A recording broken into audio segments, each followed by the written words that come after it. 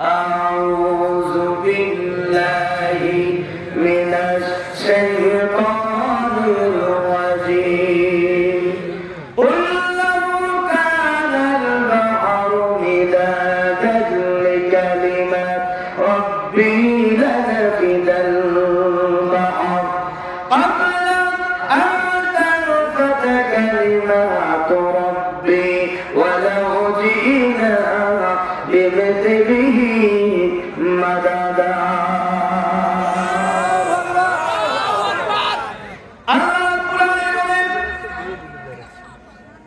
আমি কোরআন নাযিল করেছি, এই কোরআনুল কারীমের মধ্যে যে বর্ণনাগুলো করেছি আয়াতুল কারিমা মিন আয়াতিনা ফাযাদাতহুম ঈমানা। এই কোরআন যত বেশি বেশি পড়বা তোমাদের ঈমান তত বৃদ্ধি পাবে, পাবে কি পাবে না? হে কোরআন যতই পড়ি ততই মধুর লাগে, হে কোরআন যতই পড়ি ততই ভালো লাগে। এই কোরআন কারীমের কোরআন সম্পর্কে অনেক অনেক হাদিস রয়েছে, আয়াতুল কারিমা রয়েছে। আল্লাহ পাক জানিয়ে দিলেন কুল লাউ কানাল বাহর, বাহর মানে নদী, বাহর মানে সাগর, বাহর মানে যমুনা, বাহর মানে পদ্মা, বাহর মানে আরব সাগর, বাহর মানে আটলান্টিক সাগর, বাহর মানে প্রশান্ত মহাসাগর।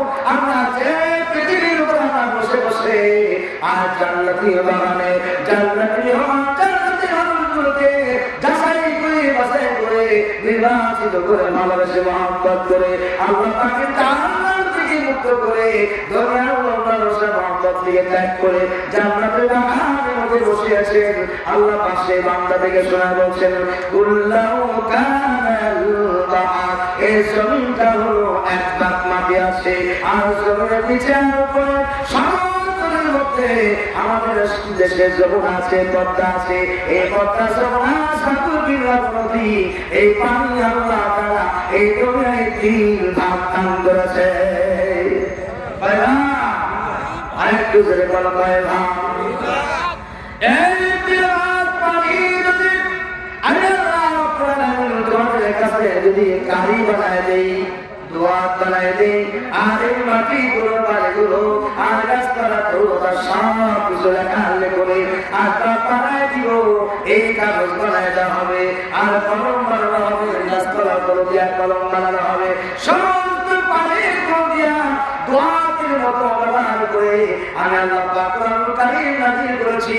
এই কোরআনুল কারীম একটা লেখা লেখা শুরু করে দিলে একজন না পৃথিবীর সব মুহাদ্দিস আছে, সব তাফসীরে কালাম আছে, সব মুফাসসির আছে, সব হাফেজ আছে, তাওরাত কিতাব আলেম ওলামা আছে, সব মিলে এমনকি পৃথিবীর সব যদি তোমরা তাফসীর শুরু করে দাও, ব্যাখ্যা শুরু করে দাও, এই পৃথিবীর সব পানি ফুরায় যাবে, কাল ফুরায় যাবে।